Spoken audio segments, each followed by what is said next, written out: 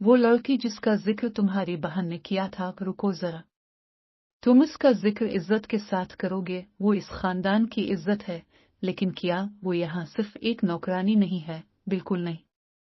जैसे मैंने कहा, वो इस खानदान की इज्जत है और मैं बहुत जल्द इससे शादी करने वाला हूँ। अच्छा, तो लगता है कि तुम्हारी तहकीकात अब सही रास्ते पर हैं, मास्टर जव्वार।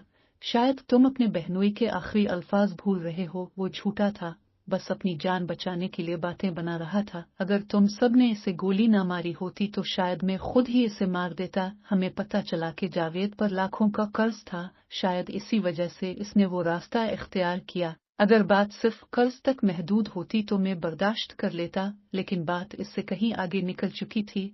वो मेरी बहन का शौहर था, हमने इसे इज्जत दी, लेकिन फिर मुझे एहसास हुआ कि वो इसके लायक ही नहीं था। इसके काम दिन बदन खराब होते जा रहे थे। उसे जो सजा मिली वो इसी के लायक थी। अगर वो ना मरता तो शायद मैं खुद ही इसे इस घर से निकाल देता। मेरी बस एक दरख्वास्त है, बराहे करम मुझे और मेरे घर वालों को इस केस से दूर रखें। शुक्रिया। ठीक है, पुलिस इस पर काम कर रही है। कोई नई पेशरफ्त हुई तो मैं वापस आऊंगा। मैं खुद ही निकल रहा हूँ, लेकिन जाने से पहले तुम्हें एक मशवरा देता हूँ, अपने अर्द गिर्द के लोगों पर नजर रखो। आजकल ये पता लगाना मुश्किल है कि कौन दोस्त है और कौन दुश्मन। खुदा हाफिज। मैंने अपनी आंखों से देखा कि तुमने अपने बेटे की जान खतरे में डाल दी, सिर्फ अपनी जान बचाने के लिए नहीं। जवार, तुम जानते हो तुमने ये सब क्यों किया?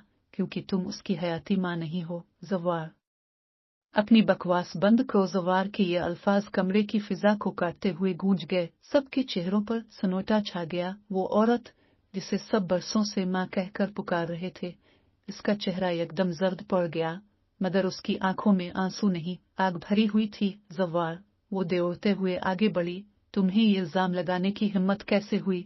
जवार ने एक कदम पीछे हटते हुए कहा, मैं इल्जाम नहीं लगा रहा, सच बोल रहा हूँ, और तुम जानती हो कि मैं सच के सिवा कुछ नहीं कहता। मेरी आंखों के सामने तुमने अपने फायदे के लिए फैसले किए, मेरे भाई की कुर्बानी को बेमानी कर दिया। कमरे में बैठे सब अफराद एक दूसरे को देख रहे थे। माहौल में सिर्फ घड़ी की टिक टिक सुनाई दे रही थी। काफी है, एक भारी आवाज दरवाजे से आई। सब ने पलट कर देखा। बड़े साहब, खानदान के बुजुर्ग जो महीनों से बीमार थे, वो असा के सहारे कमरे में दाखिल हुए। ये घर, ये इज्जत, ये नाम, सब कुछ मैंने मेहनत से बनाया, और तुम लोग उसे अपनी अना की भीम चढ़ा रहे हो। उन्होंने सख्त लहजे में कहा। जवार ने चुपचाप सर झुका लिया, मगर उसकी आंखों में अब भी चिंगारियां जल रही थी। सच छुपाने से नहीं रुकेगा, उसने धीरे से कहा। चाहे अब सब मेरा साथ ना दे, मैं जानता हूँ कि दुश्मन हमारे बीच ही है और मैं इसे बेनकाब करके रहूंगा। कमरे में एक सन्नाटा फैल गया। कोई नहीं जानता था कि जवार किसकी तरफ इशारा कर रहा है, लेकिन सबके दिल में एक अनजानी खौफ की लहर दौड़ गई। अगर चाहो तो मैं इस कहानी को आगे सस्पेंस और थ्रिलर स्टाइल में कई सीन्स के साथ जारी रख सकता हूँ, ताकि ये ड्रामे जैसा मुकम्मल लगे। क्या मैं उसे आगे बढ़ा दूँ?